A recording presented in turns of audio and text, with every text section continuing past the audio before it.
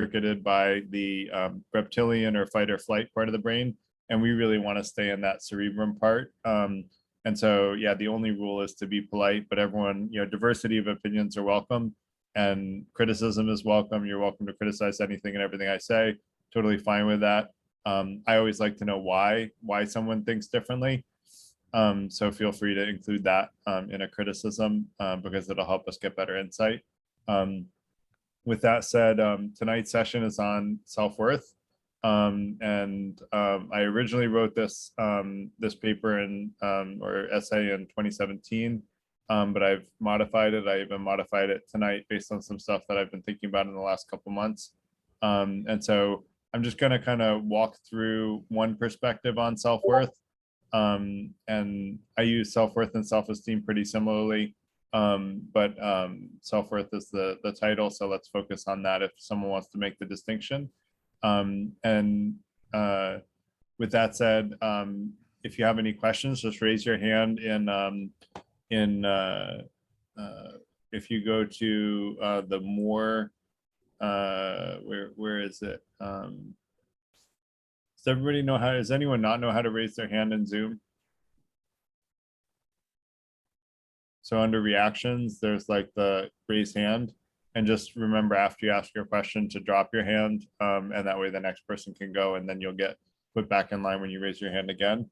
And so as soon as someone raises their hand, I'll try to finish up real quick and then let you ask your question.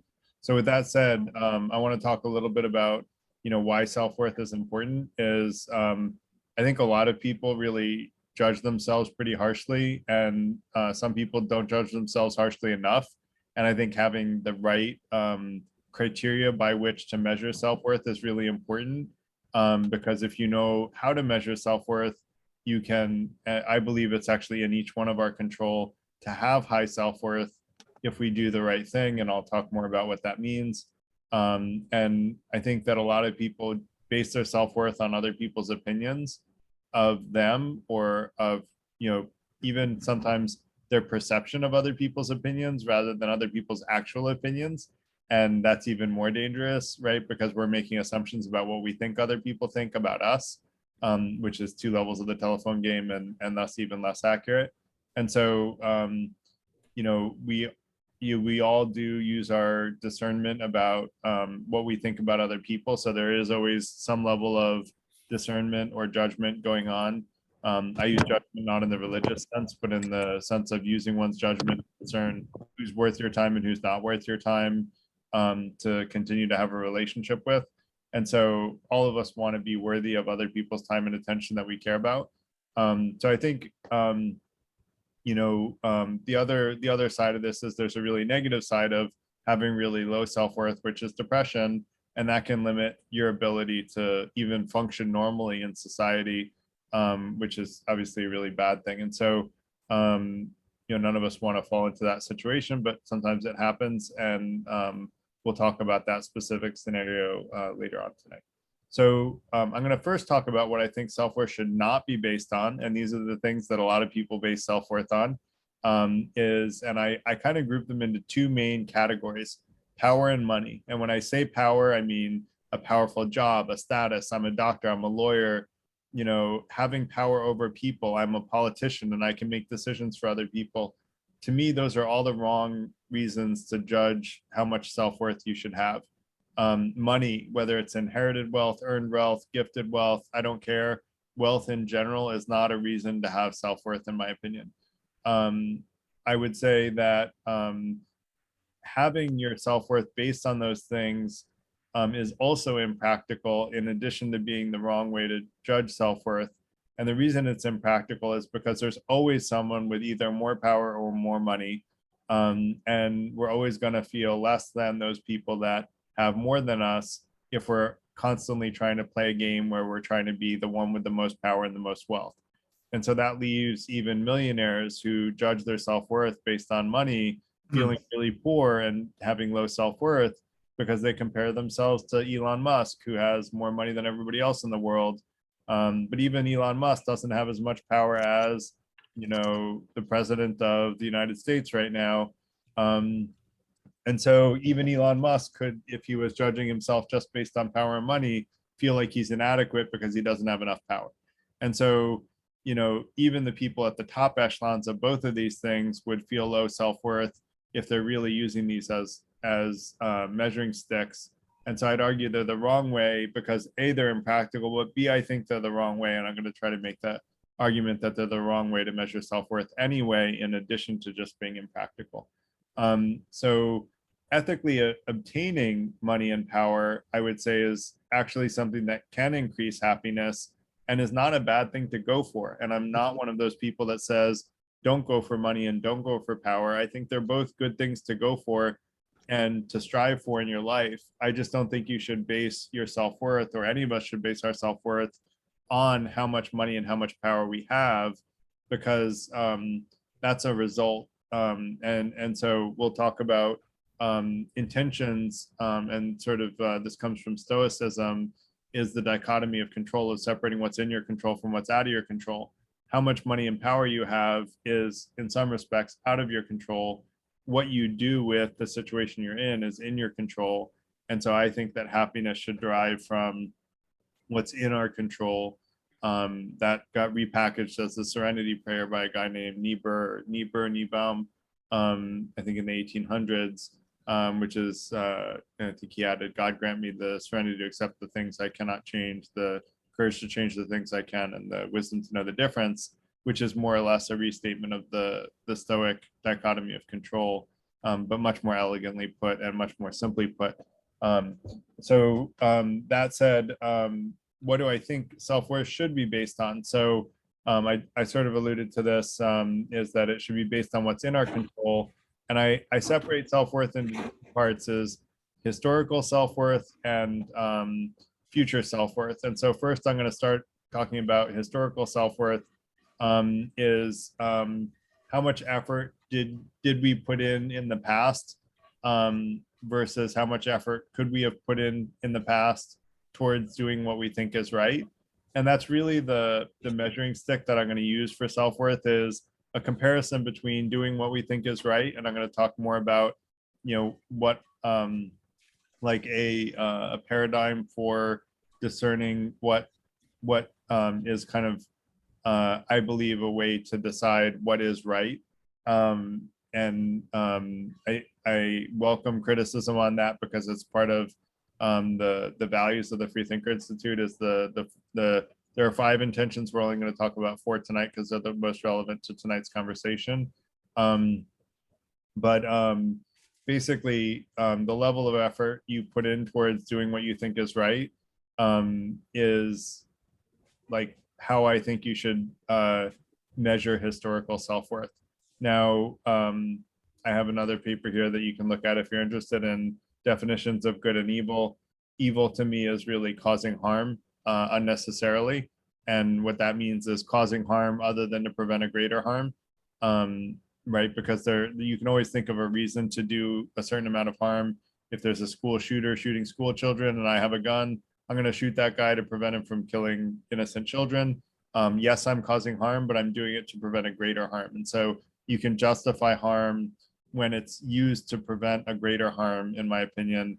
But harm that's unnecessary or not preventing a greater harm is, to me, like a bad thing to do, unless you're creating some huge commensurate amount of happiness for the harm that you're causing, and in which case it may overwhelm it. And so that said, I want to talk more about the overall measurement of future self-worth, which is a little more relevant, because I like to say the only thing that you should do when you're thinking about the past is say, what can I learn from this? Because when we look at the past, it's really an opportunity to learn. I don't think the past is something worth ruminating about or beating ourselves up over. It's really just an opportunity to learn from, what happened.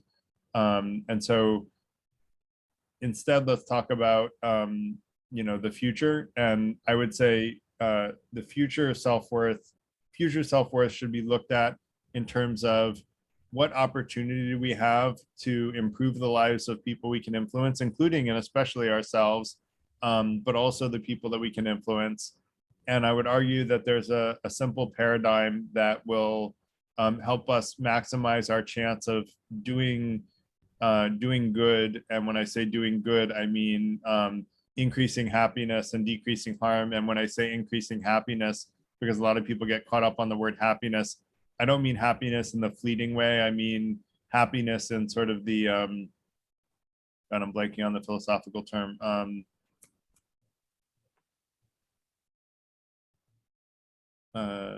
Basically helping people in your life achieve their goals. I will remember it later on. But basically, if anyone remembers the philosophical term that was used to replace happiness, feel free to speak up. So eudaimonia, right? Flourishing. Yeah, eudaimonia is also fair. I was thinking of flourishing, which is the more modern eudaimonia, as the Greek term. So both are fair, but essentially it's just helping people achieve their goals. And other than causing harm, that doesn't prevent a greater harm. And so basically, helping people achieve their goals to me is how I measure happiness. Although you can measure it based on someone's self-assessment of how happy they are. But that said, I think level of effort that we put in towards helping those in our sphere of influence is significant. And I would argue that the following paradigm is really helpful in sort of acting as a compass of like whether or not we're following the right procedure to be aligned with truth. Because I think like if we look at there was a great I forget which Greek dialogue this comes from, but there's one that goes something like, every man thinks he's a good man, right? Like everybody perceives themselves as good. The problem is that a lot of people who perceive themselves as good, a lot of people that perceive themselves as good are like have a misunderstanding about the world, and that misunderstanding causes them to do harm when actually they think they're doing good. And so I would argue that before we try to do good in the world, we need to really see the truth clearly. And so what I would say is that being the best version of ourselves and seeking truth helps us be the best version of ourselves, which will help us increase our sphere of influence. And seeking truth will help us stay grounded in what is objective reality, what grounds us in, what's true about the world, the people we interact with. And there are two types of truth. There's objective truths about the world, and then there's subjective truths, which are what people... Quem aí gosta de manga com sal? Vocês já comeram manga com sal? Manga com sal. All right, give me 1 second. Whoa. Yeah, so we do get trolls in these sessions. So apparently they're all around the meetup community, from what I hear. So that said, I forgot to actually lock the meeting. So actually we were lucky that that's all we got.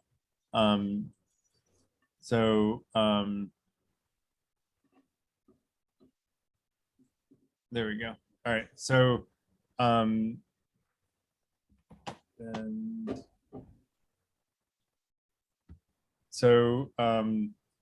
would argue that starting with trying to be the best version of ourselves will help us, A, be better people, and B, increase our sphere of influence, which will help us more positively impact the people in our lives.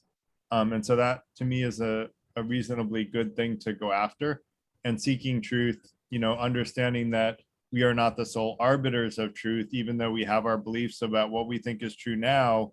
That goes into the second sort of step, is to be transparent about who we are and what we believe to the extent that you can trust someone, but also to listen to others with an open mind. Because while we're seeking truth, we don't necessarily know the truth. All of our current beliefs are not necessarily 100% accurate. And, in order to feel good about ourselves for doing what we're doing, we should be listening to other people with an open mind and listening to whether or not they may have an idea that will help us be a better version of ourselves or see the truth more clearly. And so, we can only really, like, if we're deluding ourselves all the time, we can't really feel good about ourselves because we're deluding ourselves all the time. And by being open to new ideas and sharing our current ideas, we help ground ourselves in the truth socially.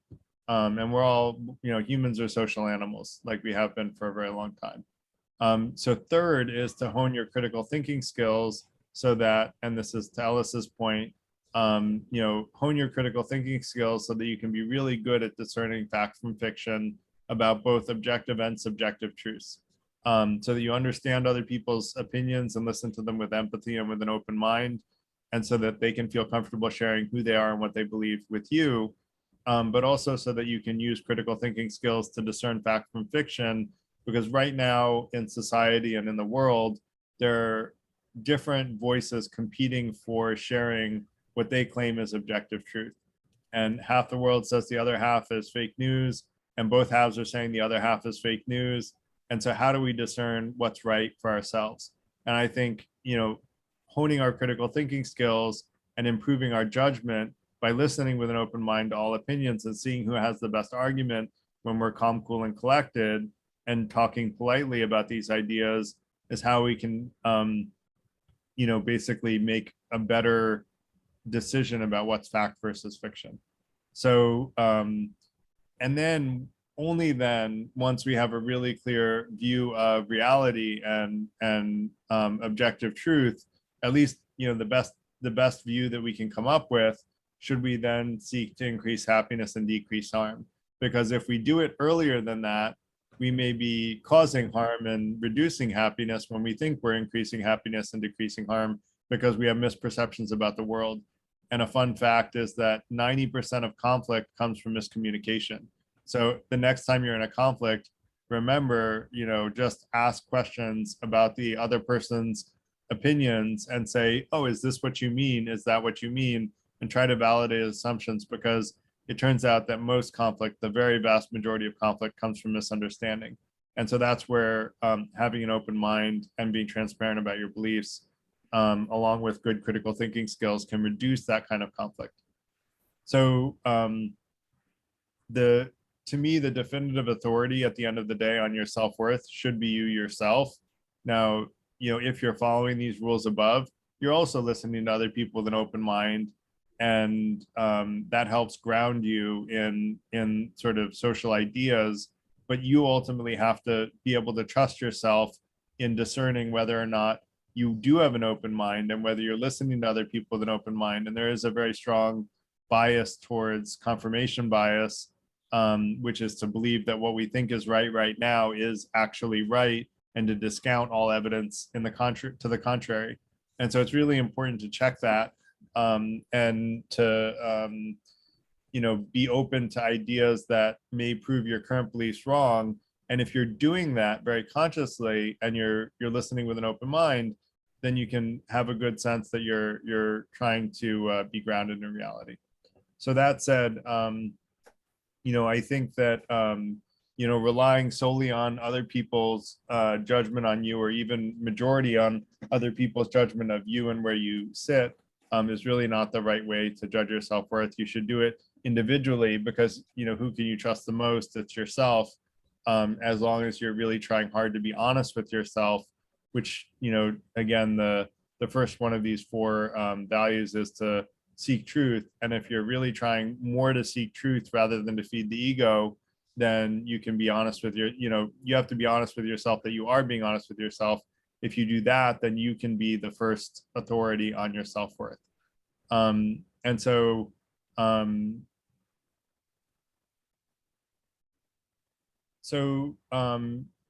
sometimes judgment, your judgment and your best effort may go against the norm. And that was where Ellis was saying earlier, before the conversation got officially started, that sometimes people aren't accepting of different opinions. And I think it's important that we be able to share different opinions, because that's where that diversity of ideas is where the best ideas come from. And while not every idea is a good, like, as an idea that's going to survive or live on, I actually think of ideas as having their own lifespan, right? Like a good idea is going to last a really long time, and it's going to be spread by lots of people if people are being loyal to truth.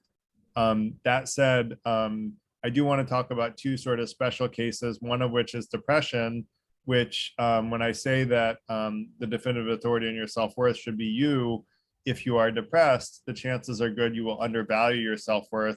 Depressed people are, naturally negative about themselves, and whether that's what got them there or whether or not that's a case of, the situation that you're currently in. If you are depressed, you will not necessarily be an objective judge of your self-worth when you are depressed. So I think it's really important to surround yourself with people who are supportive and will help lift you out of that. Getting medical help if you can't get out of it through counseling is also a good idea.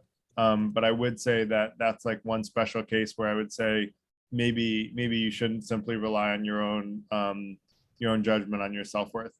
The other one is narcissism. If you start to feel like your self-worth is always high all the time, and anyone who criticizes you is absolutely wrong, then be open to that idea that you may have some narcissistic tendencies.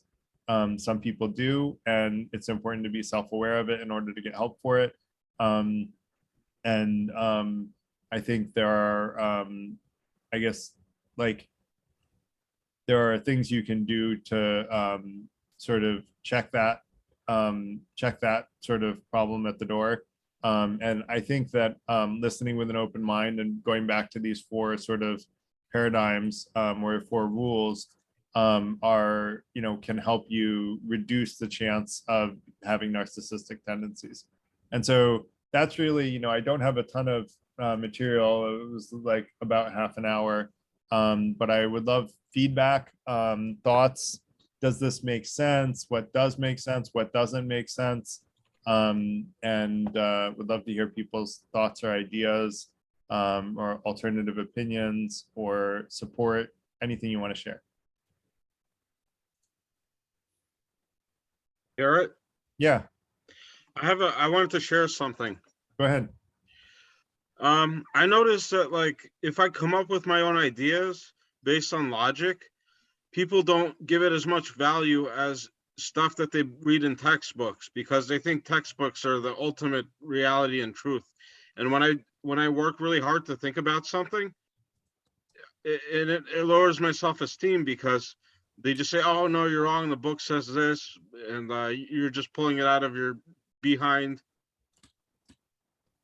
Yeah, so really glad you brought that up, Rostislav, because I think there is a very common tendency to believe that authority always knows what's right. But if we think about like history, right, authority has like at every point in history, authority was wrong about lots of things. At one point, Galileo was being, ostracized for saying that the world was round, right? Everyone was like, who are you to question whether all the books say the earth is flat? Like, who are you to say the earth is round?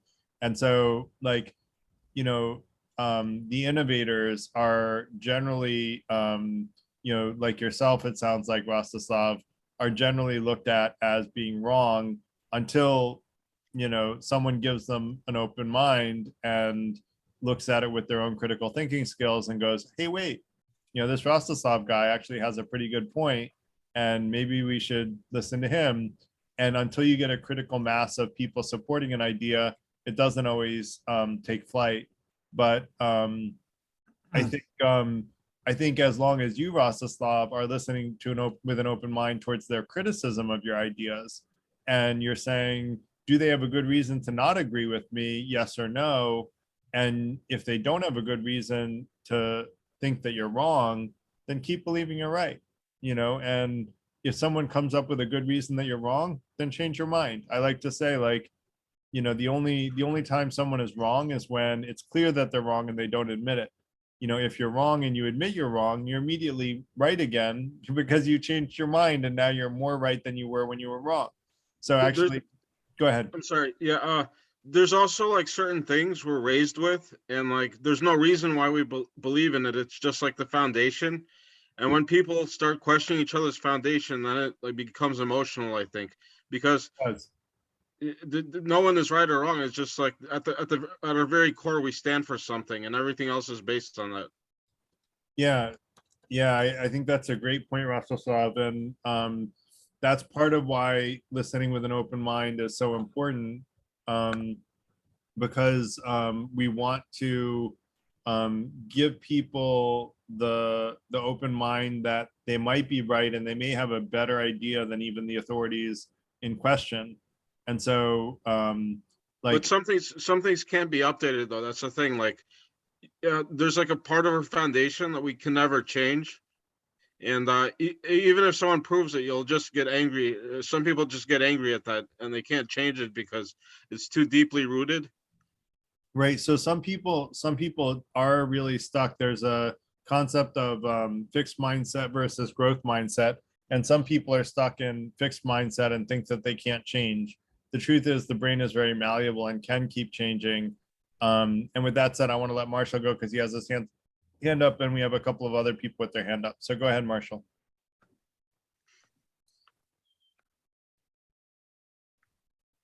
You're on mute, Marshall. That There you go. now, there we go. So that brought up two thoughts. One was very early when you were framing this conversation. You discussed the idea of self-esteem as a cerebral enterprise, and trying to keep things in the intellectual sense. And I think that there's one thing there are at least two failures that we have to acknowledge. One is that our reason only has so much breadth. And when we have decision fatigue or too much cognitive load, this intellectual self will fail over into whatever's left, shrieking monkey or otherwise. It can happen the other way too. And I was reminded that it's very easy for an attack on the emotion to overwhelm the intellect, because the intellect needs to suppress the misbehavior of the hindbrain. And so enough arguments to fear, enough attacks on a person, and they won't really be able to have their neocortex faculties intact.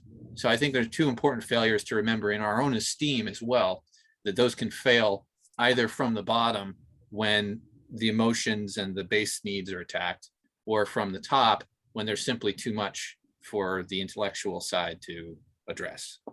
Yeah, I think those are great points, Marshall. I'm glad you brought them up. I do think like if you have enough of an emotional attack on you, even like, and there may be people who are just totally resilient to this, but like the general tendency is to respond emotionally and in an angry way. And so I think it's really important to try to stay calm, cool, and collected as much as possible. And if we are no longer able to do that, to just separate from the situation.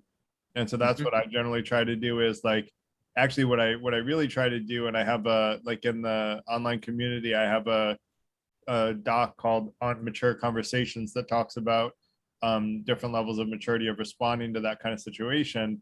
And what I think we should do is like ask someone why they're saying what they're saying, right? If you put someone on the spot about, well, why do you think I'm a complete idiot, right? Like, help me understand, why do you think I'm a complete idiot, right? Then you open up the door for them to try to explain themselves. And usually if they have a totally irrational belief, they have no way of explaining themselves other than maybe to insult again. And if someone just keeps doing that, then they're no longer worth your time. And so you move on. But great point, Marshall. And I do think, we can be overwhelmed. And if the brain is overwhelmed, it could probably move into an emotional state. So with that said, Robert, go ahead. Thanks. Yeah, I think, I don't know, in general, I like to think I'm like a cool, calm, collected type of person. But I do think something like self-worth does have a strong link with emotions. I think it can easily trigger emotions. Like it can make you feel really good, or it can make you feel really bad. Both ends of kind of that spectrum. So it's hard to, I don't know, I kind of have the idea that logic and emotions kind of work together in a lot of ways. Yeah, for me personally, I feel like I only achieved a healthy sense of self-worth last year after I quit my job, because I stopped using achievements in my career as sort of a measure of my self-worth. That kind of no longer applied to my life, so I was sort of free from those measurements. And yeah, I think potentially any form of measurement could kind of have a similar negative effect. Because if we can't live up to those standards, then it means that we're essentially failing and our self-worth is low. So yeah, and then if you have low self-worth, it can be very discouraging, which leads to not meeting the standards again. And it kind of is susceptible to sort of a negative spiral. I mean, potentially the opposite could be true too. If you meet your standards and if you meet your achievements, then it's encouraging and you want to keep going. But I just feel like, yeah, once you stop meeting the standards, it's very easy to say, I'm worthless, I guess. My self-worth is, I'm not living up to the standards that I want to live my life as. Right. So I don't know, I'll go back in line, but yeah, I just wanted to throw out the idea of what if we didn't use measurements for self-worth? What if self-worth was its own objective truth?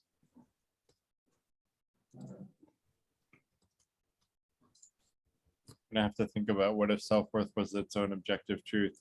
I guess I think of objective truth as truths about the world, but let me address your other comments first, which is, yes, self-worth triggers emotional responses. And that's part of why I think it's such an important subject and a philosophical subject, but also a very practical subject. And I like to focus on practical philosophy. And that's why I think it's so important that we measure it accurately. And what I would say is accurate measurement is that we're, trying to be the best version of ourselves and seek truth, that we're listening with an open mind and being transparent about what we believe, using our critical thinking skills and getting better at them, and then trying to, increase happiness and decrease harm. If we're doing those things, then, and we're working hard at it, I feel like we should have high self-worth. And none of those are rocket science. None of those are out of our control. We can all control every one of those things. And so if you're using those things to measure your self-worth is entirely in your control.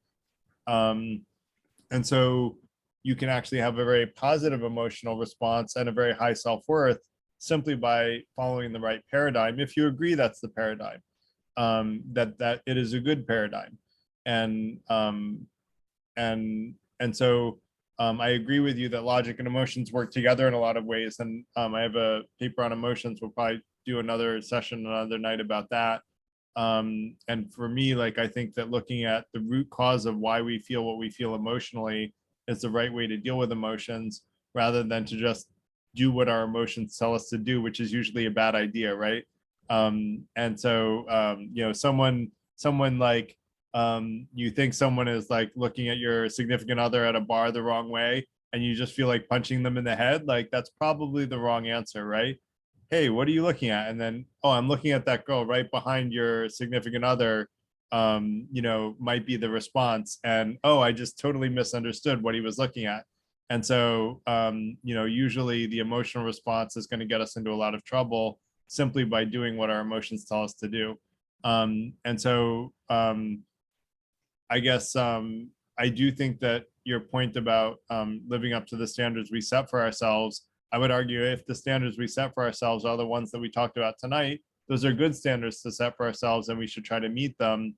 If the standards are about money and power, those are bad standards to set for ourselves and we shouldn't measure ourselves based on that.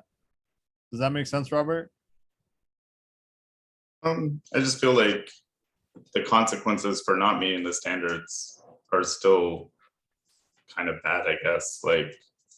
Even if we change the standards, what happens when we don't meet them, right?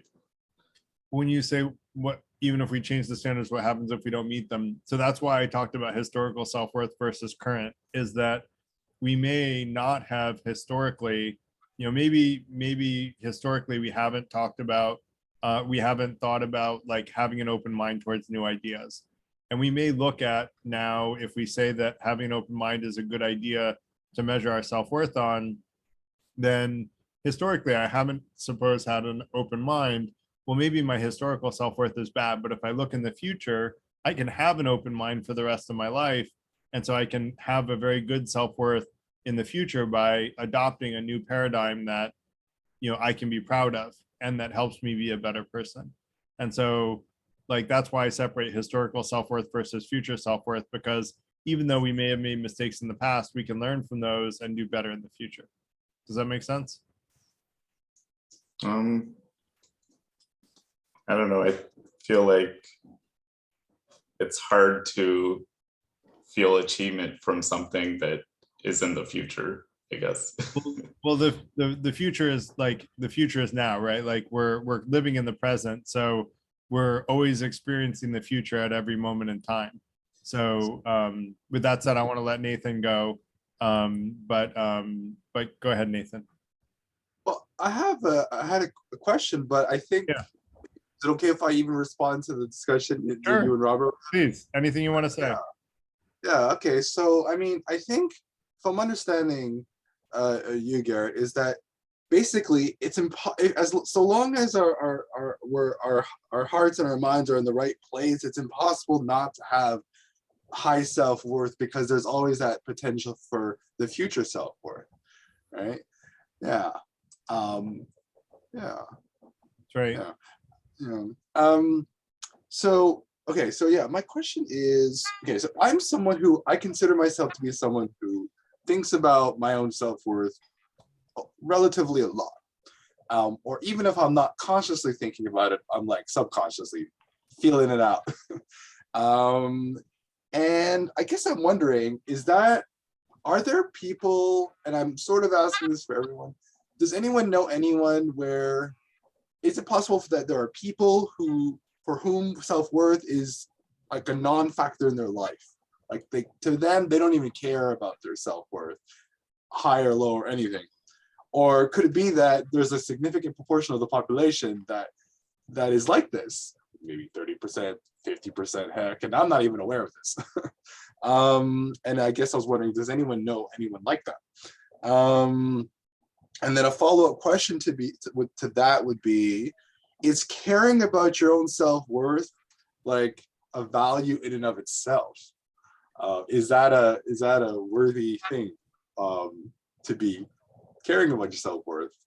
Yeah, there we go. I'd love for people to write in the chat, do you think about your self-worth a little, a lot, not at all? For anyone willing to chat, to write in the chat, and that way, for Nathan's question, like about how much people think about it, anyone willing to say, I'll write mine. Can I just interrupt very quickly and say that I heard the Dalai Lama, somebody asked him about this, and he said, we don't got no concept of what you're talking about. They haven't got this thing of low self-esteem or low self-worth in Tibet and through a lot of Asia, where Buddhist culture is really predominant. It's not a thing. They don't really even have a word for low self-esteem or low self-worth. It just seems to be a monster that's risen out of our neurotic Western ways, apparently. And he was really sort of perplexed by how can you have low self-esteem or self-worth? And it's a new concept to them. I think that's really interesting. I that came up in the online community. I'm not sure if it was you that mentioned it, Will, but someone did. Okay, someone did mention it. And I did a little Googling about self-worth in the East. And actually it turns out that what the article wrote about is that Japanese people are typically given a perceived value, a perception of having low self-worth, but actually they argued that self-worth is actually high across the world, including in the East and the West. So I don't know that it would be accurate to say that Easterners don't think about self-worth if they are saying that there's an international study saying that people across the board, across all parts of the world, have high self-worth in general. And again, I would argue that most of us are intuitively have a sense of right and wrong and are trying to do the right thing. And therefore, I think it's actually valid that most people have a high sense of self-worth, because I personally have a lot of faith in the average person in being able to discern between what's right and wrong and good and bad and doing the right thing. You know, I've had my wallet returned to me with all the money in it, right? Like that's a pretty good Samaritan. And maybe I was just super lucky, but like I know other people that that's happened to. And so I guess I have a lot of faith in humanity. But that said, I want to let Douglas go.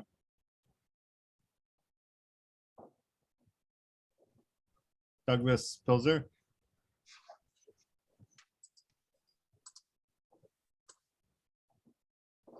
All right, maybe we'll come, go ahead. Oh, we lost him. So Venus, your turn. Del Toro. You're on mute, I think. Actually, Yamaha doesn't support that functionality.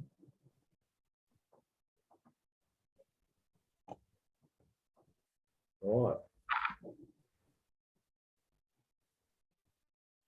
We can't hear you, Venus. I'm not sure why. You may need to click in the connect audio in the bottom left-hand corner. They're like in the bottom left-hand corner of your screen. Let me see if I don't know why. Try looking at your audio settings, Venus, but we can't hear you. If anyone can like, if anyone's good at Zoom and like Venus, do you have a, if you can type in the chat, if you have a Mac or a PC, and if anyone has the same platform, I can tell you on a Mac, if you go to, where is it? If I may, Go ahead. I see Venus is on the participant list. I can see her microphone symbol and her camera symbol, which would suggest to me that her account, her Zoom account, is connected to audio. So this might be like a microphone problem, and I would recommend clicking on the little up arrow next to the on the bottom left on the audio, clicking on audio settings, and then you'll see like test mic, and then you'll see a drop down menu of different microphones, and then you can test out the mic there. Okay, we just heard you, Douglas. Okay, yeah, I thank you for letting me speak, because 15 people were killed today. So, okay, these different things. I understand what you're saying, but we've got to address the issue that's out there right now. This is a breakthrough. 15 people killed today again. We're having all these different things. Now, what I'm going to ask you is, what is your opinion of why this is happening? How come? I don't like the why is it, you know. Can you, But how can you come tell this us is happening? what event you're talking about, Douglas? 15 people killed in Texas today. Young people, kids, one teacher. Was this another school shooting? Is that what it Another was? shooting, right. All these different things and so on. I'm listening to you talk about how do we address that problem? That's a big problem. Yeah, it is a big problem, and I'm happy to talk about that. I actually have a maybe an unconventional answer to that, but I guess how would you relate that to self-worth, Douglas? Well, the people maybe don't have self-worth, the ones that going out and doing the shooting or something.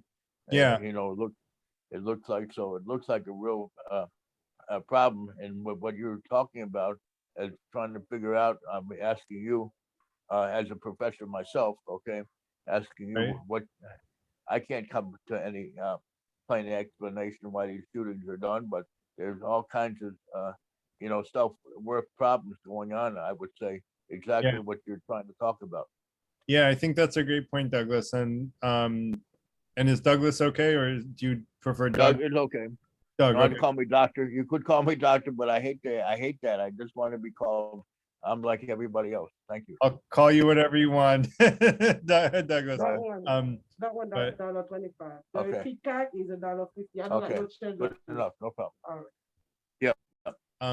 So yeah, I guess I do think that and this actually is very in line with my response to school shootings, is at first I was thinking about common sense gun control issues, et cetera, but actually I don't think that's the solution to the school shootings issues. I think it is a self-worth thing. And I think the reason that people get to the point of, killing other people is really related to a low sense of self-worth. And I think that if they followed the paradigm we talked about, they would have a higher sense of self-worth and maybe would never get to that situation. And that's where it comes to like what I think is the solution to school shootings, which is getting mental health services, helping people who are in desperate need of mental health help.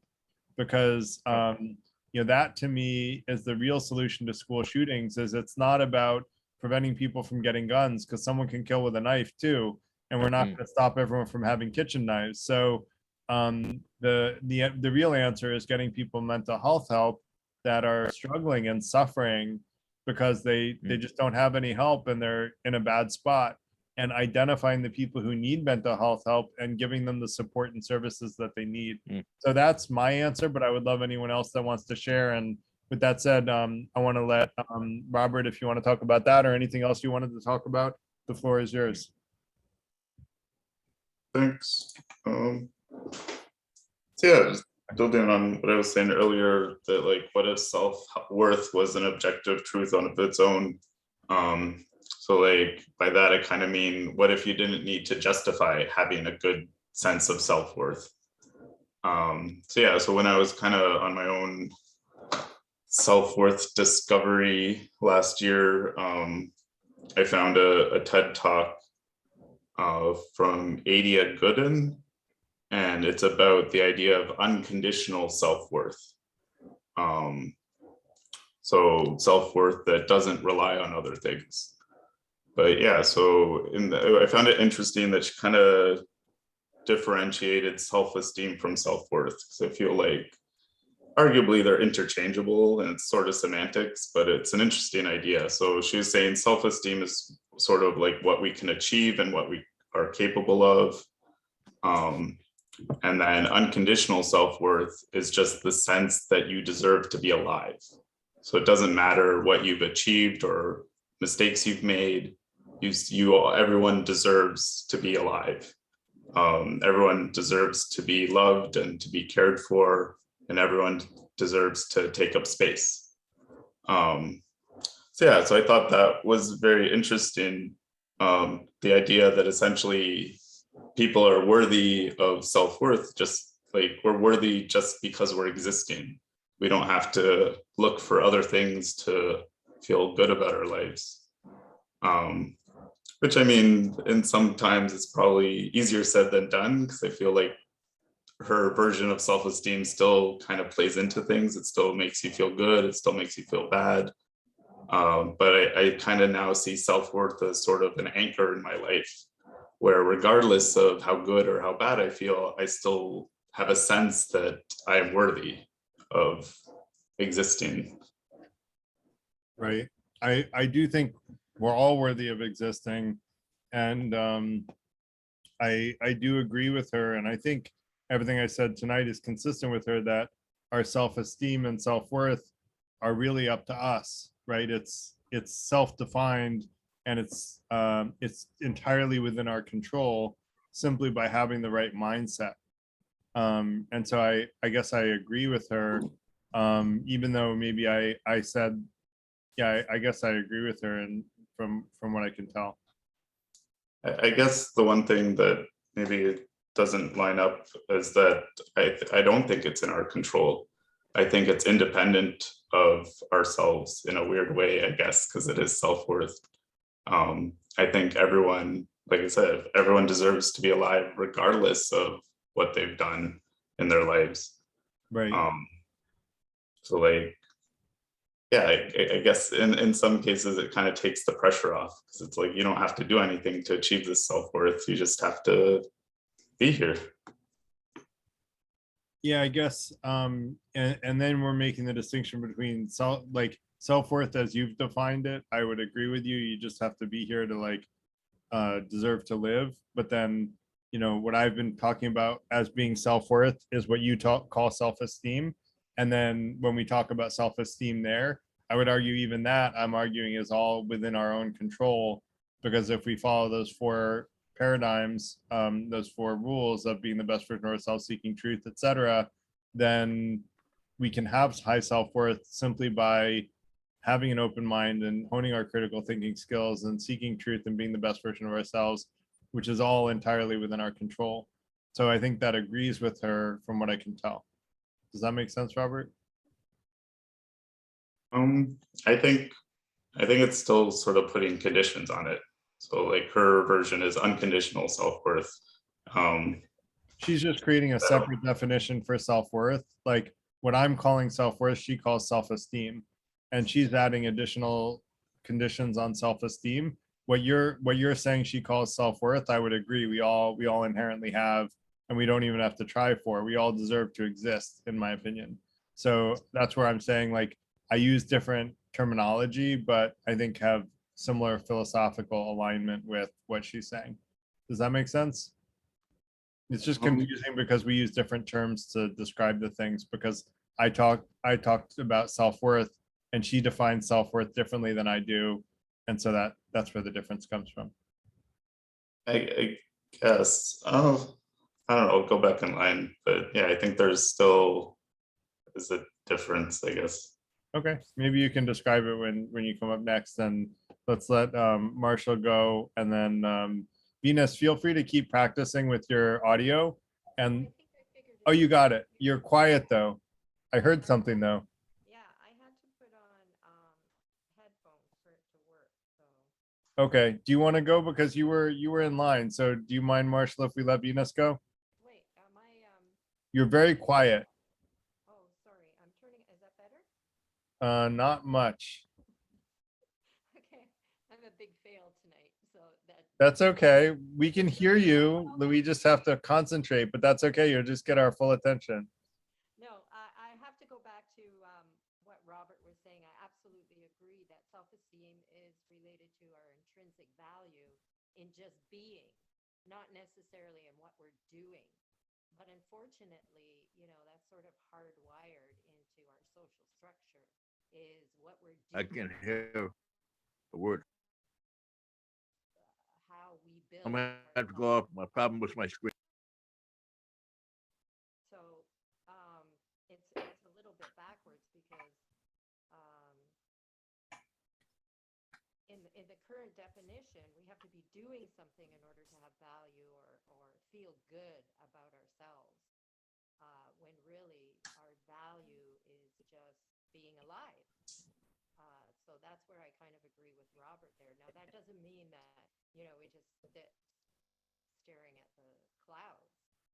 We can actually build on our value systems and how we're feeling about ourselves by, the very things that you said, being the best versions of ourselves and challenging ourselves, better versions of ourselves, which, it makes us feel good, and there's nothing wrong with feeling good. But if we tie all of our value and our self-worth in that, if we don't achieve a certain target or a certain goal, then our self-esteem, there's a danger of allowing that to plummet because we're missing the mark, sort of thing.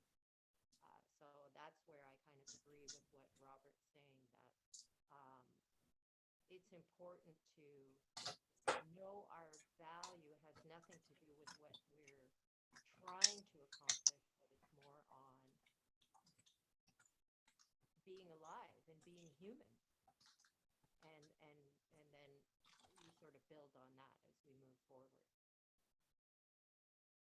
So I definitely get the temptation of saying that being alive should be what we derive self-worth from.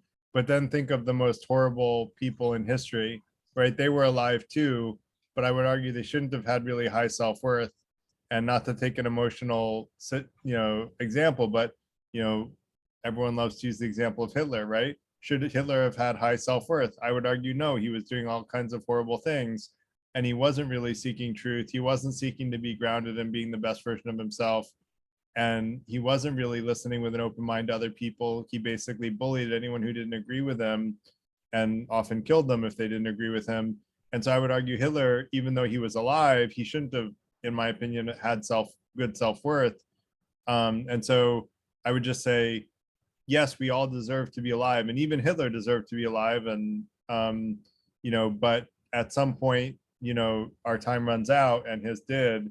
But I would say that self-worth is more than that. It's more than just being alive. And when I say self-worth, I'm using the definition that Robert gave of self-esteem. Robert's definition of self-worth, I agree that we all deserve that level of feeling that we deserve to be alive. But I would argue that in order to flourish or to survive or to have eudaimonia, it's a little more complicated than that. Honestly, not much more complicated, because nothing that I described is really hard to do. All it does is take a conscious effort at being the best version of ourselves, seeking truth, listening with an open mind, being transparent about what we believe, and being grounded in reality, and honing our critical thinking skills. None of that is rocket science. None of it takes a degree. You don't even need to graduate from middle school to do those things. It's very simple. It's very easy. But it does help us be better people. And for me, that's where my self-worth derives from personally, is in doing those things. But everybody has to decide for themselves where their self-worth comes from. I only share that because I think it's a good grounding of reality, or a good way to be grounded in reality. And I think that it's a useful definition to have. Does that make sense, Venus? Well, I think to make the comparison with Hitler is. You're really quiet again. Maybe I'll get closer to my microphone. Sorry, I'll fix this for next time. I think making the comparison to Hitler is like, it goes back to that definition you had about depression or narcissism, even though we don't know specifically about any mental health disorders, I would take a calculated guess that this was not a man who was rational or, operating in a sense of normalcy. So I don't really see that it's, I think we're talking about basic, decent human beings when we're talking about self-esteem. So, that's why, and when you're connected to the beauty of being and being alive and understanding all living things, you're not really going to want to do harm to other living things. You're going to want to be respectful in the way, sort of love thy neighbor kind of thing as you would yourself. But that love comes, that value and that care and compassion goes towards self first before it's given to anyone else. And so when you have that intrinsic value within yourself, and knowing that your value is just in being and being alive, then it sort of is a natural order of things to treat all living things with that same level of care and compassion. But there are those, of course, I agree with you 100% that, they may be very, like megalomaniacs, or as you said, narcissists, that, they feel indestructible, but it doesn't necessarily mean that they're framing their perception of self in an appropriate way. Yeah, I agree with you. And I think they're actually tortured souls. I think that Hitler himself was a tortured soul. And I think most of the people in those situations are, and I don't think they're truly happy. Like even the narcissists, I don't think are truly happy. And, and so with that said, I want to let Marshall go. Okay, I'm going to try to link some things together, but yeah, I think it's something we're sort of missing from this conversation is how integral to mental health our biology is, and then our esteem is certainly based in a hierarchy of needs. If you're in war-torn Ukraine right now, it's very difficult to be at peace, especially if you're under attack. Those are dependencies that we need, and we are very fragile beings. We have to, acknowledge that. So I'd like to talk about mental health as a component of that. And really our esteem is based on a number of things in our life supporting that level. If you look at Maslow's pyramid, it's up there a bit. So yeah, that's what I'm thinking of. And I'm also thinking of the breakdown, because we have to remember that as a lot of our instincts give us clues about how to survive, fear and anger are support mechanisms that if we use them appropriately will guide us through life. And I think esteem is another one. Why do we feel loss of esteem? we're a social species to a significant degree. And so esteem and self-esteem have a big component of the social and the social animal in us. And I wanted to talk about two breakdowns. One is, of course, narcissism, in which our self-esteem is highly inflated and we reject all attacks against it with great sensitivity. Two things narcissism develops is high self-esteem and also sensitivity to any attack against esteem. The other thing I wanted to talk about was mania, which actually speaks very much to Hitler, because as you may go back into history, amphetamine was a favorite of all the Nazis, and Hitler himself used a great deal of it. And it does something that many of you might not be familiar with, which is to bring on a feeling of inflated ego or mania.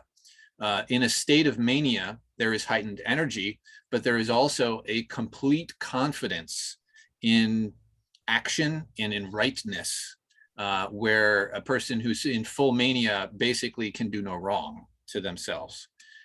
So we should be aware that our systems can break down. This is a biological frailty, and we can have people who do drugs or who otherwise get into mental realms that are very unhealthy. So it's important to remember those chemical, biological underpinnings and to address those, and not simply say, you know, with good reasoning and healthy behavior, we can surmount our biological needs, when really our biological needs will be there, and we do need to address those mental health concerns if they occur. Yeah, thanks, Marshall. Appreciate that. And I think that's the Maslow's hierarchy is a great complement to the four intentions that I was talking about, and the goals of the Freethinker Institute, which is help everyone make enough money that money no longer buys happiness. That covers physiological needs and safety needs, and then trying to create a warm, open-minded community creates a sense of belonging and love. We're talking today about self-esteem, and then self-actualization is, right, becoming the best version of ourselves, which was the first thing that we talked about tonight as far as how we derive self-worth. And so really what we're talking about is trying to create a community that helps people move up Maslow's hierarchy of needs. And that's really what I'm trying to create. And I would love for all of you to be a part of, because this is such a great conversation. And so I'll put the links to the online community there at the end of tonight again, so that people can join and be a part of creating, you know, helping everybody in the community move up this Maslow's hierarchy of needs, which is really one of the goals. I love this this paradigm. So with that said, I want to let Remco go. You've been quiet tonight, Remco. Yeah, Garrett, sorry, I was a late tuning in. It was 7 o'clock in the morning here, and being retired, it's I didn't set my alarm clock, so awfully sorry to tune in late. Look, first of all, Garrett, great topic, very, very important topic. I've dwelled on that topic for quite a few years, and my views are going to be a little bit different to yours, and I suspect they're going to be different to many of the people here. For starters, let me put my hand up and say that I struggled with self-esteem, and I struggled with it when I first came to this country and before I learned to speak English, and I was bullied at school. And that left a legacy, and it left a legacy which I struggled with for the first few decades of my life.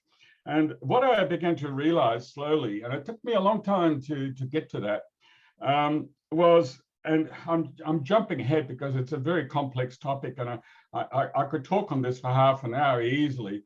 The first thoughts are that I have a view today, jumping ahead, there are no spare parts in the universe. There are no spare parts in the universe. Let me repeat it. It's that notion that we're all individual and quite unique, but our culture puts us into boxes, and we present ourselves to the world from a particular facet.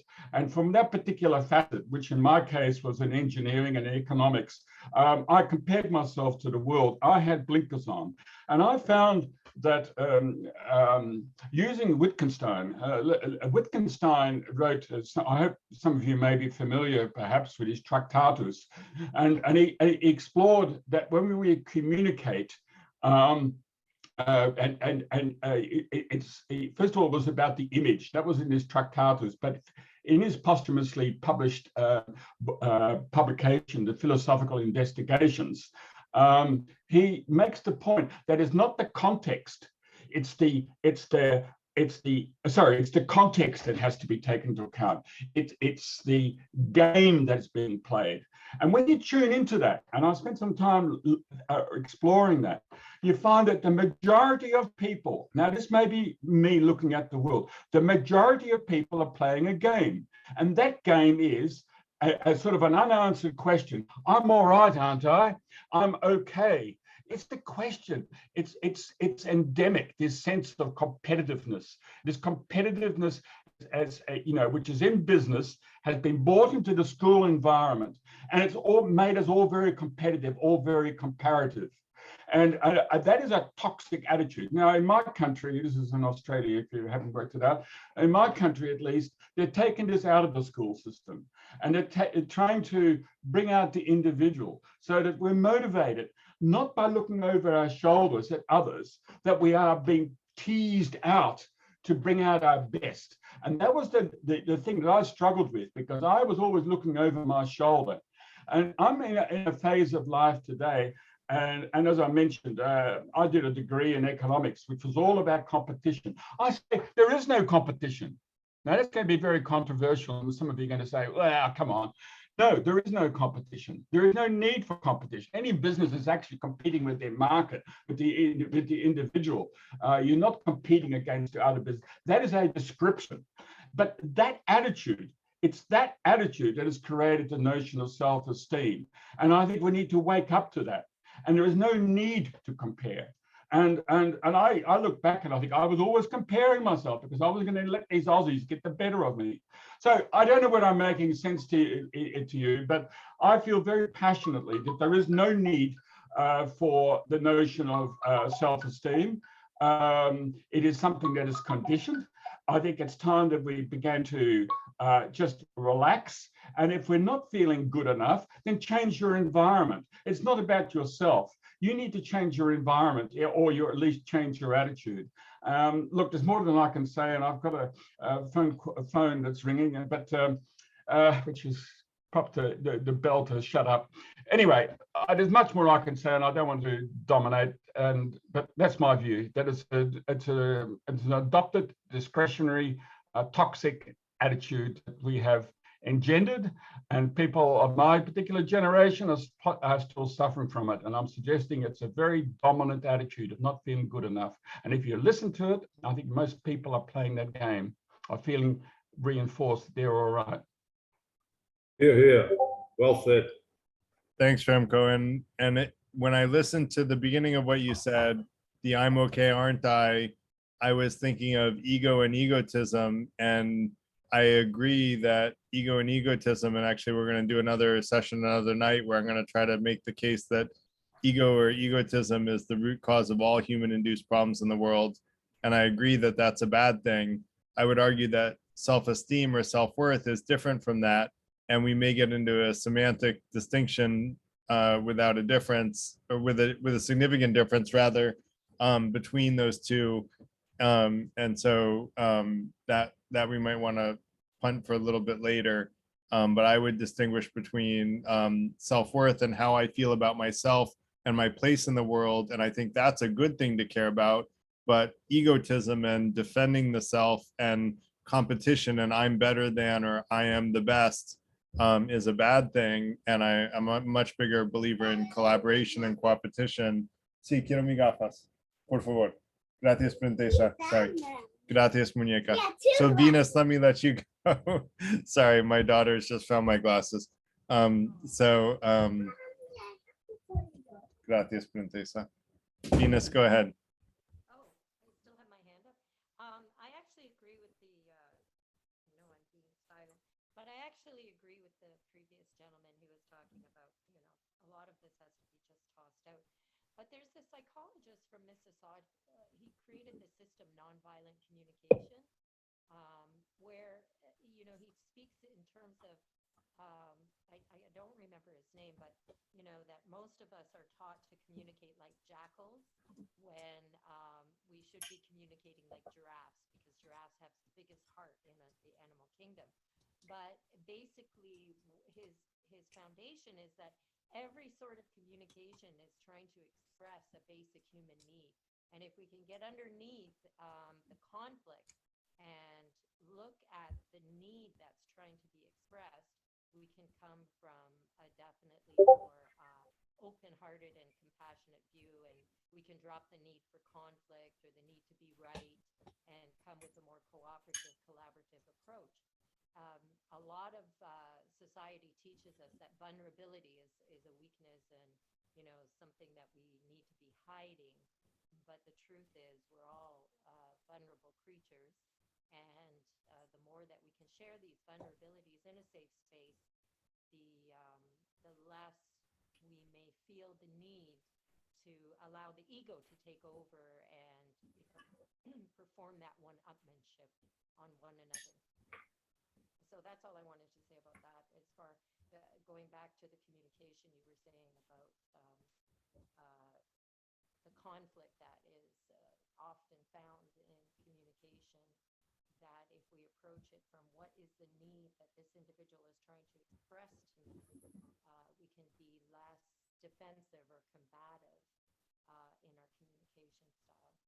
I guess I should take my hand down because I really wasn't going to comment, but thanks anyway. Thanks. We do have to work on your sound, Vina. So we'll figure it out hopefully by next time. If you want to practice. I'll work on that, I promise. Oh, you came across really much better right there. So we just maybe we get you to speak up a little bit extra tonight. I have to stop buying my headphones. I can't hear her at all. I can hear her, but she's very quiet. Will, sorry about that. But Nonviolent Communication is a great book, Venus. Thanks for bringing it up. I highly recommend it to people. I read a book summary on Blinkist about it. For those that don't have the time to read the whole book, Blinkist has a great book summary of it. And thanks for your comments, Venus. I'm taking my hand down now. Great. Robert, go ahead.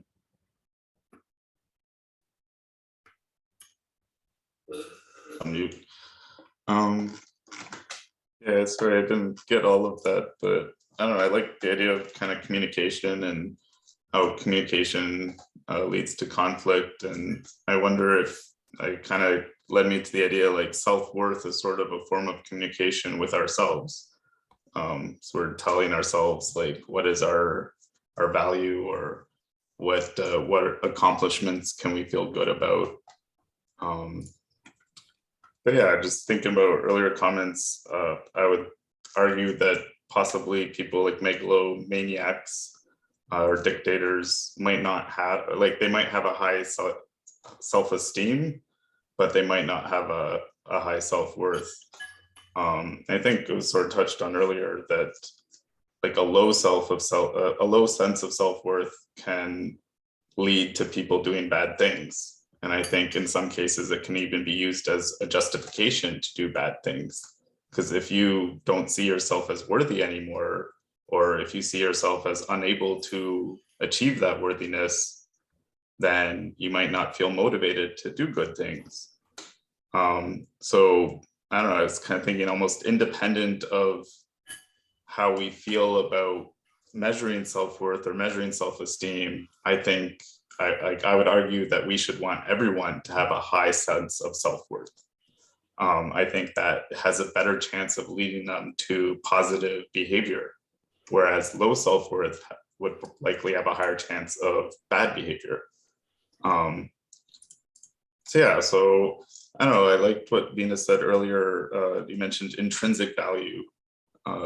I think like the sense of value in ourselves potentially is all we really need.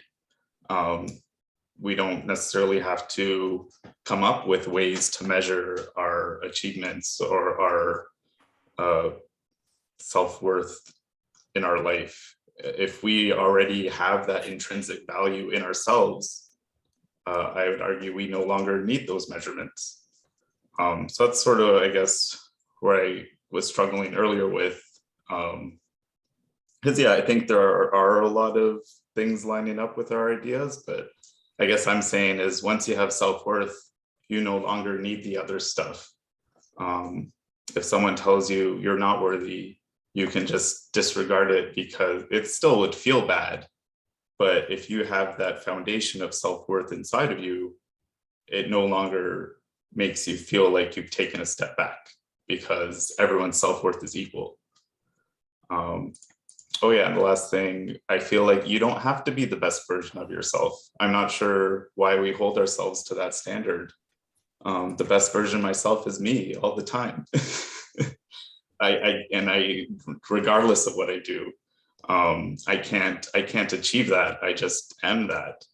So I don't know, that's sort of why I said earlier that I do think about myself. I said in the chat, I think about my self-worth a lot, but I don't, what did I say exactly? Yeah, I don't question it. I don't doubt it anymore. So that's sort of where I've come from. Anyways, thanks. Thanks, Robert. And yeah, you'll notice that none of what I talked about in self-worth had to do with achievements. I said nothing about achievements, only about intentions. Everything I talked about was about intentions, not about achievements. And so I agree with you that achievements should not be what our self-worth is based on. That's money and power. Those are achievements. And that's exactly what I said self-worth should not be derived based on. As far as like having a foundation of self-worth and then being immune to all criticism, I don't think that's good either, because what if you're doing really horrible things, right? You know, Hitler was immune to self-worth too, but I would argue that's bad. He should have been open. Was he though? What's that? Was he? I feel like I'm sure people criticized him, right? Like there were plenty of people that criticized Hitler during his rise to power. He got criticized so much that he was embarrassed and ridiculed and made fun of over and over again. He was the laughing stock of Germany for a period of time. So imagine if he had a good sense of self-worth rather than being criticized and put down so much. To me, it seems likely that he got that, a right? good sense of self-worth would. He got a good sense of self-worth so that he was immune to all criticism. He became so numb to criticism that he became immune to it. And he said, I am the person who deserves to live the most. My life is more important than everyone else's. And he had a very high sense of, you know, when you say self-worth, you're saying deserving to live. Hitler felt like he deserved that, right? And so he felt like he deserved it so much that he was beyond criticism. And I would argue we should never be beyond criticism unless we are listening with an open mind, being the best version of ourselves, trying to seek truth, and all of the things that we've talked about tonight. Because, and as far as like you said, like, I don't need to try to be the best version of myself. I am the best version of myself. I mean, I don't like, this gets into free will and determinism. Like if you're a determinist, then you can argue that. But if you're a proponent of free will, you can make more or less of an effort towards being a better version of yourself tomorrow than you are today. And those of us with a growth mindset try to be a better version of ourselves tomorrow than we are today. And if we don't make an effort to do that, we won't be as good of a person tomorrow as we are today. And if we do make an effort to do that, we'll be a better person tomorrow than we are today. And so effort actually does make a difference between whether we become a more positive person, a more positive influence for the lives of the people we influence. And so I'd argue we should try to be the best version of ourselves, not to the point where we are disappointed with ourselves if we don't achieve some artificial sense of I'm good enough. I'm not arguing that at all. But if we are trying to be better and striving to be better, we should be happy with that. But I think we should strive to be that. I guess part of it too is like, I feel like we shouldn't punish ourselves if we do have bad intentions sometimes. Like putting yourself into a bad place potentially leads to other bad intentions. But yeah, I don't know, I'll try to look it up. But again, my main argument was more around a high sense of self-worth, I believe, leads to more positive actions. I can't speculate on Hitler's mental state, but I feel like a high sense of self-worth, it should be reasonably, like it should be able to prove that it leads to positive actions. So I'll try to look that up. Yeah, definitely feel free to look it up. I would argue there are a lot of people that do a lot of bad things that have a high sense of self-worth, but their self-worth is grounded on quicksand rather than on reality. And they value their self-worth based on money and power rather than wisdom. Do you have any psychology to back that up, I guess? I mean, I can't fact check while I'm moderating, but you're welcome to look it up. Nathan, go ahead. Yeah, I mean, if this maybe this could add some help bridge between both your arguments, Garrett and Robert. So I'm a believer of like our conscious mind and our unconscious mind or subconscious mind. And could it be that someone like Hitler consciously had high self-worth, but subconsciously had low self-worth? Yeah, and that's why you're both right. Yeah, and I think that it also speaks to what I was wanting to talk about, how like a lot of self-worth to me is subconscious. And so trying to change our sense of self-worth can take time, because training the subconscious can take time. And it might, this might relate to like the mid or hindbrain perhaps. Because if to me self-worth is a thought, but it's also a feeling. We really have to believe in our worth and really feel it, and that can be challenging. And I think that in terms of what Remco, what you were sharing earlier, I think that really resonates with me personally. I think that, for instance, when I was in school, I was always obsessing about my grades, but I was also obsessing about what the class average was. And I don't know, for one reason or another, this might have been social conditioning or whatever. But for me, it was like my grade could only be worthy if it was higher than the class average and stuff. And I agree that it was very unhealthy for me. And I think that my issue was that I equated my self-worth to my performance in school. And I mean, I did well. I was at the top of my class in all of school, but it gave me a bad, justification for myself. And I think I'm still suffering the effects of that after graduation. Yeah, that being said, in terms of competition, my understanding is that you're saying is that it doesn't have to be, we don't have to live in a competitive society. But one example that comes to mind is, for instance, like the job market. And I feel like I've been on both sides of the equation. Like, for instance, I had to hire employees in the past, and it was a competition, like there were only a certain number of spots that we could fill, and I had to choose which candidates to hire. So, I mean, I don't know if, I'm trying to think, is there a way around that where we can avoid all competition in society? Yeah, that'd be a question. Yeah. I asked the Buddhist monk about that once. Robert, by the way, I posted an example. I did fact check it while someone else was talking about unhealthy versions of high self-esteem that are very, very fragile and not healthy. That was the best I could come up with in 15 seconds. But Remco, why don't you? Nathan, I do want to mention as far as like, yeah, when you hire employees, you're choosing from amongst multiple candidates, but they're not really competing with each other, right? Because yes, you're stacking them against each other, but they're competing with themselves. They're being the best version of themselves when they present themselves to you. They can't make another candidate look worse because they don't know who the other candidates are. So they're not competing with each other at all. They're just competing with themselves when they present themselves to you.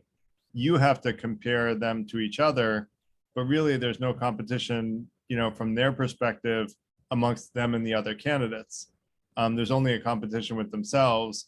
And I think more at least what I talk about when I say I'd rather have collaboration rather than competition, it's in the workforce when you have colleagues. Do you reward people who make other people look good and lift them up? Or do you reward people who make their peers look worse to make themselves look better?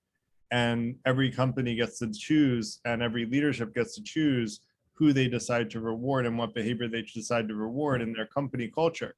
And I would argue the one that should be rewarded is cooperation rather than competition. Don't reward the people who make their peers look worse to make themselves look better.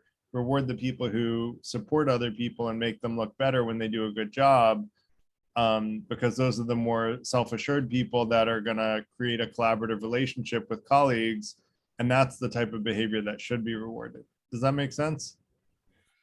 It makes sense. I think it gets tricky when, in terms of putting effort into something, I start to compare myself with this hypothetical average person. Like, what is the average candidate's, qualifications? And then I decide, oh, maybe if I don't fit up to that, I shouldn't even apply to that. Whereas some people who have a higher sense of self-worth will apply everywhere, even if they're not qualified, and they often get the jobs that they're looking for. Anyways, anyway, long story short, to tie in all these different topics, this is something that I'm working through in terms of gaining the confidence to go get jobs, for instance, is being able to just tell myself, yes, I am just competing against myself. And not be so afraid of that. It's human nature too, isn't it, to be competitive? I mean, you can't overlook our natural inclination. We are competitive. I mean, you just look at the arguments that break out on these Zoom meetings. I do 1 or 2 a day now, with the luxury of just jumping into different topics. And, just a general theme, something interests me is how quickly I've run a meetup philosophy group, which was just very light, sort of light current affairs and basic philosophy. But what resonates with me is how quickly, if somebody disagrees with us, we will defend our view of the world. Even intellectually, highly intelligent people, which are on here now, right now, obviously blows me away, the intellects of people. But I can see this theme of, this is my view of the world, and don't disagree with it. And but when you say this is human nature, you just look at that objectively, I don't think you'll take the competition out of it, and it's there for a reason, I think. Anyway. Yeah, I hear you, Will, and I do think people do tend to quickly defend their view, and that's the confirmation bias I was mentioning. But I think that cooperation is also part of human nature, right? We hunted in packs, and and so I think cooperation is a big part of human nature, but also so is competition. And so I think we have both aspects in our human nature. The question is, and I like the Sitting Bull statement of like, I have two dogs in my head, one that's like, I forget the exact quote, but it's I'll look it up. I'm gonna let Remco go, and I'll pull up the Sitting Bull quote because I really like it. Go ahead, Remco. Yeah, thanks, Garrett. I think my theme is this, that there are a lot of terms floating around that we give legitimacy to. We because the word exists, we don't question whether we need that word. Amongst those terms is competition. To me, competition, as I said earlier, I spent 3 years studying it as part of an economics degree, was even in my MBA for quite a bit of time. It's entrenched in our culture, and I'm suggesting that the term is negotiable. I mean, sure, when people are playing tennis or basketball, whatever, you can look at it as competition. That's fair enough. It's entertainment, and you have a score to sort of create a little bit of accountability. But as I said, competition need not exist in our culture, and I used to think that was a sort of a rather communist attitude to take it out of school sports, into school sports. And there was a movement in one state here to ban school sports for that very reason. And I thought, oh, this is kind of turned a bit pink to my palate. I mean, that was 30 years ago now. I'm now starting to think of it and think, yeah, look, it's only negotiable. It's a way of looking. But we get so entrenched, it becomes real. We make concrete out of a lot of terms. Take Maslow's hierarchy. I keep hearing this Maslow's hierarchy of with self-actualization at the top. Look, it's bullshit. I think let's be blunt on it. Let's look at it and say, what is this actually about? And we keep repeating it to the point that we actually say it must be true. Let's take the term self-worth, self-actualization, self-worth. That assumes there is meaning in life. Is there really meaning in life? I'd like to be convinced of that. Perhaps I'm at the wrong end of life to some of you guys. but I question that there is meaning. It's a form of meme in my way of looking at the world. Instead of having a tombstone, you create a meme of that guy made a contribution to life. It's the way of living on. That is my interpretation of meaning. Self-esteem. Well, that's about competition again. This is about this comparative factor. This is about when me at school, I so remember looking over my shoulder, and I was determined to be #1 in chemistry, and I was. I came top in the state. It was me and my attitude against these Aussies. And when I went to university, I was drowned by all these other. I was like a little fish in a big pond at that time. I lost my motivation, and that's why I'm so passionate about getting rid of these terms, making them, looking at them, and say, do they really exist? Does competition really exist? Don't come back to me about sport. Yes, I accept that it's needed there. So part of the story is making things concrete when they need not be concrete, is our conditioning.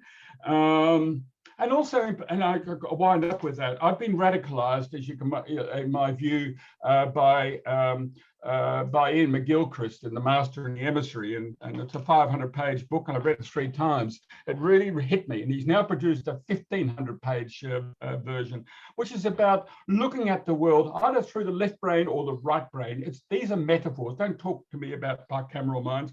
Left brain is out of context. It is a discretionary tool. I have to keep it short because I might lose some of you, perhaps I already have. It's the left brain, which is so dominant. It's a schizoid part of us. It's becoming so dominant in our culture that we lose the context that we're human beings. That is what's being lost in our society. That is where all the feeling of not feeling good enough, depression, all of these things are, a product of losing our ability to see the bigger picture. That is the right brain. Daniel Kahneman has also dealt with that. Look, these are topics.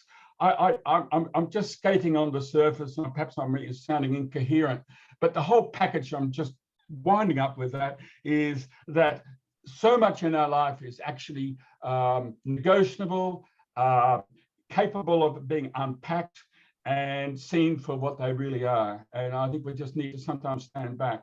And I think that's one of the virtues of retirement, which to actually look back and say, well, is that really real? And so I'll close with that.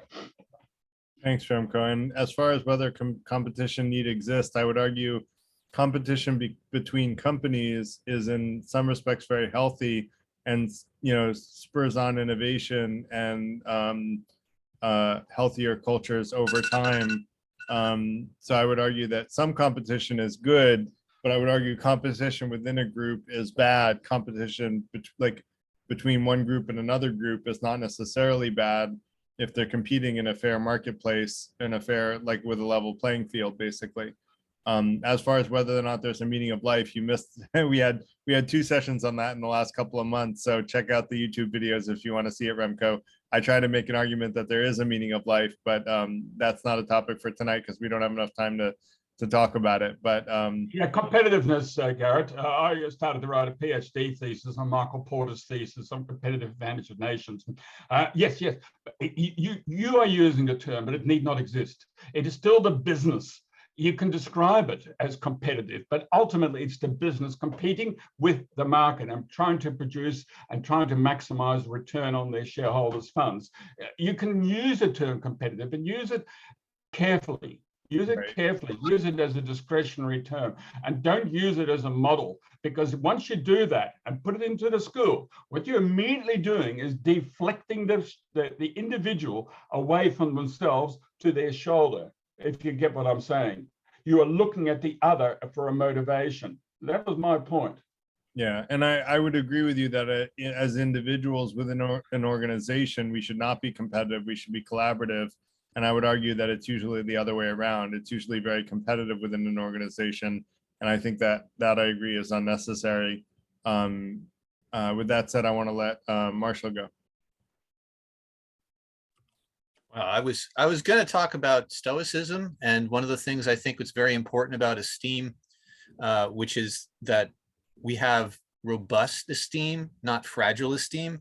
And we talked about how dictators and other people, I don't want to go into Hitler, but just there is an important distinction between having an amount and having an ability to regenerate or endure or recover from things like the loss of your loved ones or the loss of your marriage, or, these are things that really hit you. Your worth is disappearing, your money is gone. Well, if you read Stoicism, one of the most important parts of that is not ignoring this. It is becoming aware of this early, before it happens, and becoming inured to it, being able to endure that and still care about yourself and still move forward. So that was what I wanted to talk about, but there were so many things brought up that I'd have to just touch upon. I believe Maslow's hierarchy of needs is an example of a system that defines in a simplistic way, intentionally simplistic, to give us talking points, just like a mathematical model. It's not the real thing. It is a simplification, and it is a tool. And it's not something that I would ever attack, because I think it has a lot of value to it, especially if you understand that it is not a literal definition or a concrete order, so much as it is a tool that lays things out in a way that lets our minds grip it a little bit better. Another thing I wanted to talk about, competition. Yes, competition against our environment. That's the basic challenge of life. And we have to remember that humans do that together. Individually, we're not very useful. And so whenever we speak of competition, we're talking about undermining the very thing that makes our species so powerful, which is the fact that together in number, we work together and we accomplish great things. We pass on knowledge, we pass on resources, we trade, all of that stuff. So the level of competition that is healthy for our species may be a little bit lower. Some push against the environment, a challenge in our existence. Challenges are very important. Challenging each other is also valuable sometimes, so that we can improve and test ourselves.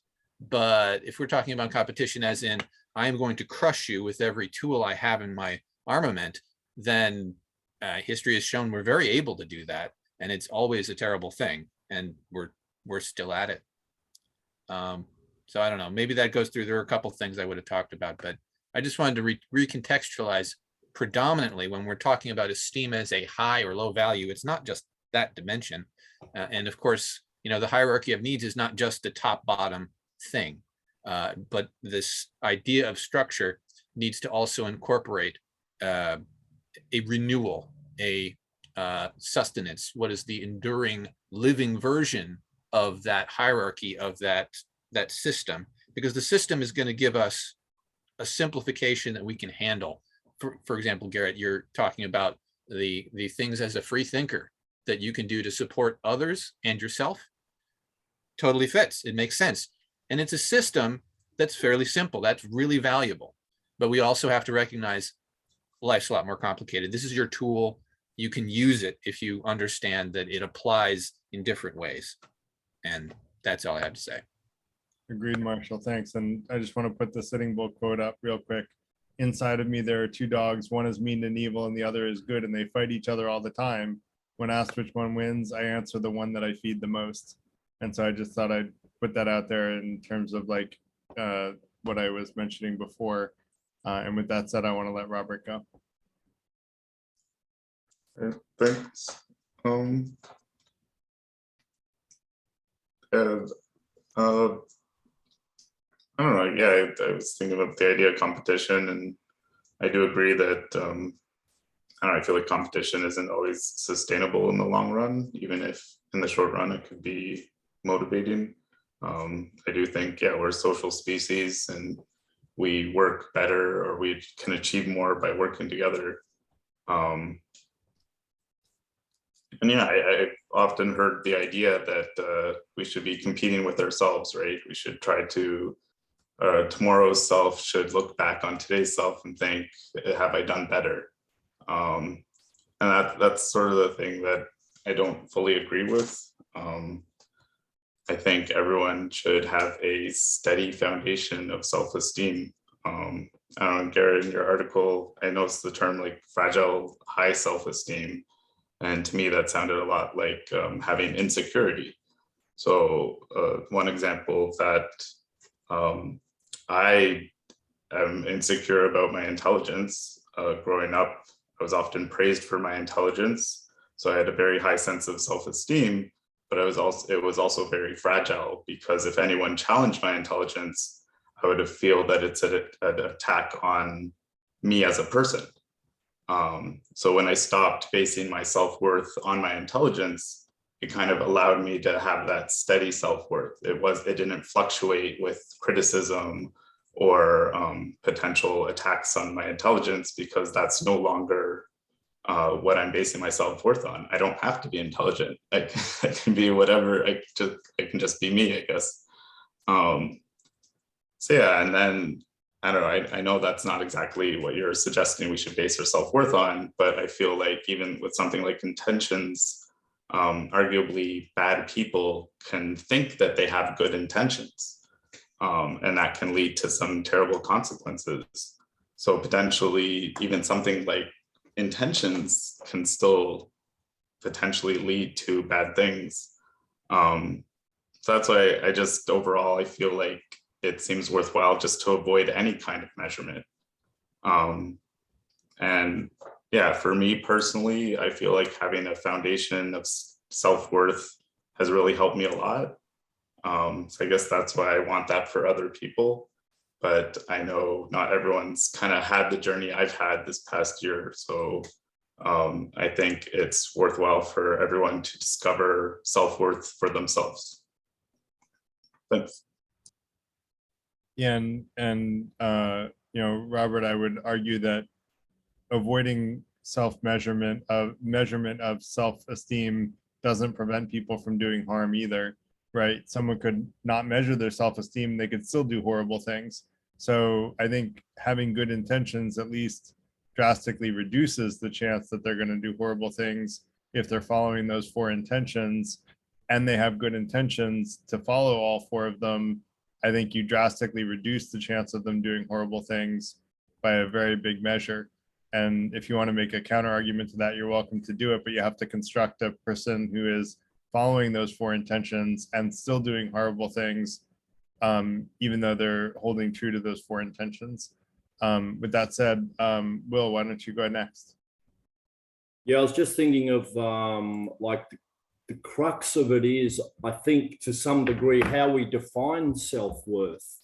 That's really important. And in this sort of our education system and this capitalist crazy sort of world we live in, it's sort of a one size fits all, where a lot of people determine their self-worth in how good they are at something, I think. And it's sort of this collective mindset that from an early age, and depending, you know, we've all had different parents, and we're all born with different personalities and attributes and aptitudes. So we're all different, but there's a sort of in the education system, it's just this bottleneck of one size fits all. And you come in at about age 5 or 6, and you come out maybe with a uni degree if you're lucky. The whole time you've been shunted along in this system that is designed to make us specialize in something. And I think a lot of people define their self-worth on what they're good at, quite simply. And, that it can start in childhood. If you've got negative paternal or maternal influences in your life, giving you a negative view of yourself, even subtly, this is going to affect people's self-worth. And you often get people that are insecure, are just striving to please the old sort of stereotype of trying to spend your whole life trying to live up to your father's expectations. And it's kind of nuts, I think, because when you realize that we've all got different attributes, then, I mean, on these Zoom meetings, one thing I've learned here is there's people with intellects vastly superior to mine, their attention for knowledge. I've got a bit of ADHD. I can hardly get through like one paragraph of a book. I've got to reread it. My mind's just racing other places. And I realize that people are so much more clever than me in many ways, but it doesn't bug me because I just see the world as a fascinating place. And I don't sort of base my self-worth on what I can achieve as much as just being content. And the Greeks had the word eudaimonia, which the Buddhists adopted, and that's just contentment. And I think we're all striving like crabs trying to get out of a bucket to get to the top. If we can just sort of chill out a bit and appreciate the fact we're here, your self-worth arises naturally through contentment. But when you quote people or cite people like Hitler, Mussolini, they're psychopaths. I mean, we're talking about normal mental health and what arises from there, but I don't think it helps to sort of rake out psychopaths as an example. Great, thanks, Will. So, and I would agree with you that I don't think defining how good someone is at something is a great way to derive self-worth. And notice I didn't talk about any of that either.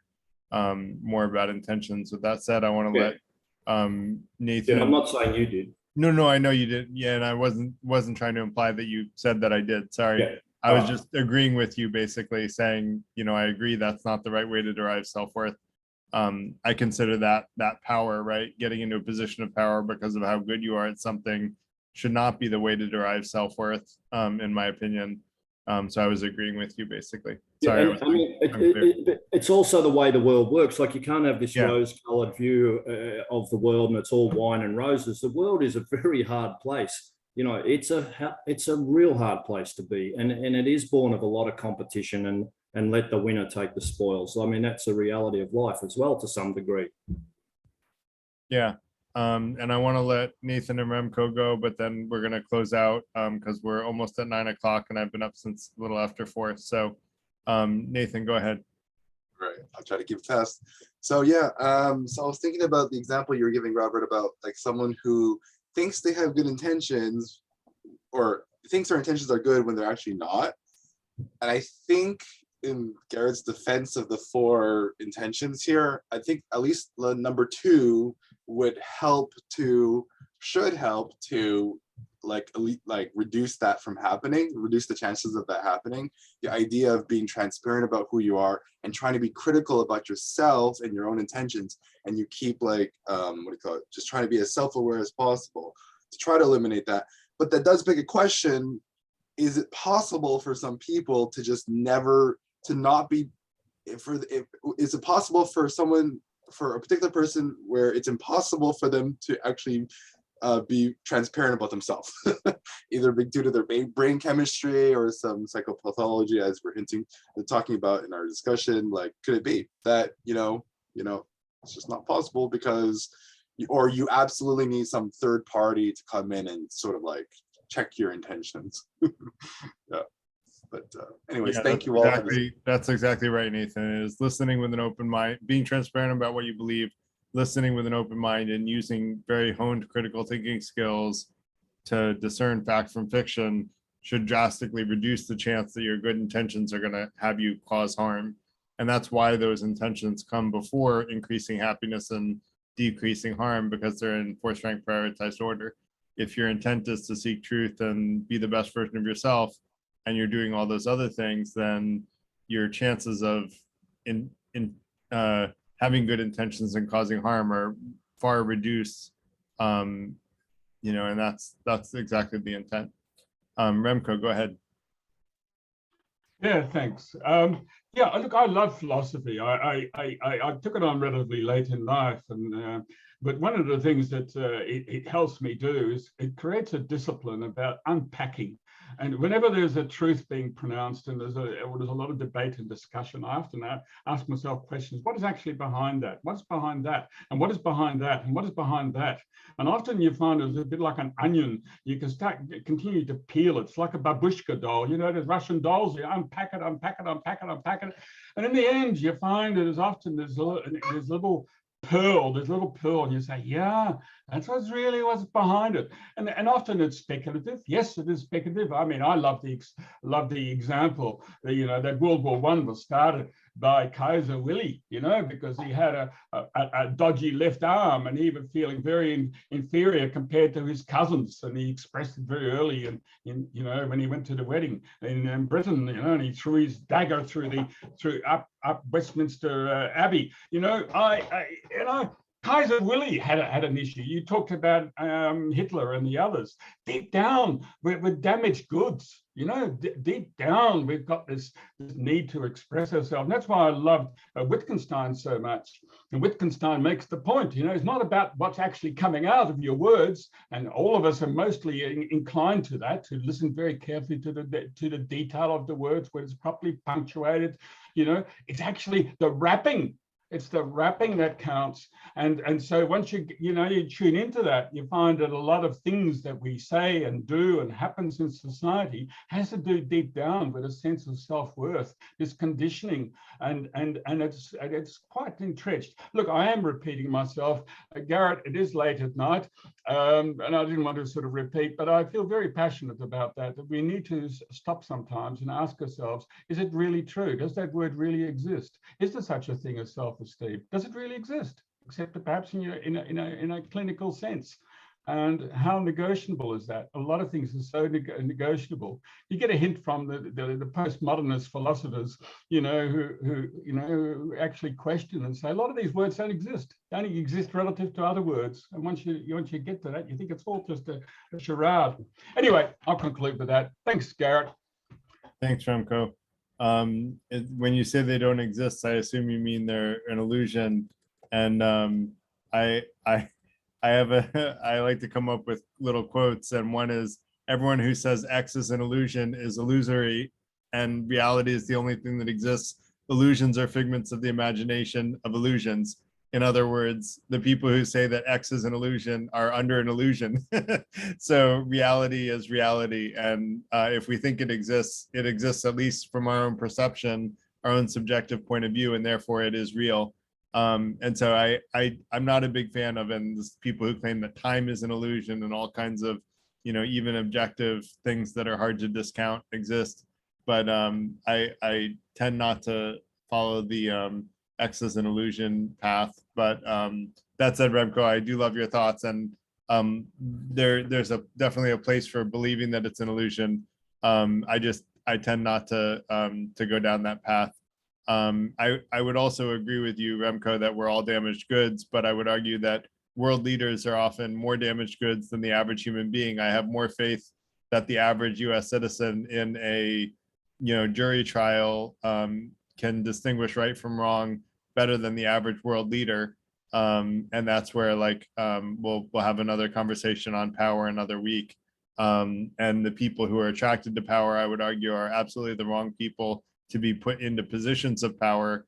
And we'll have that conversation another night. But I do want to thank everybody for coming, for the great conversation, the really insightful comments from all walks of life and perspectives.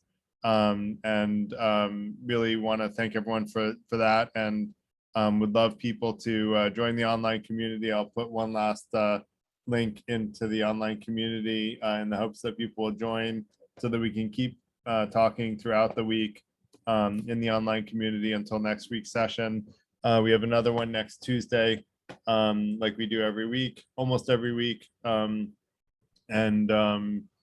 I forget what next week's session is, but would love for you all to join. And thanks again, everyone, for joining, and hope you all have a great rest of your night.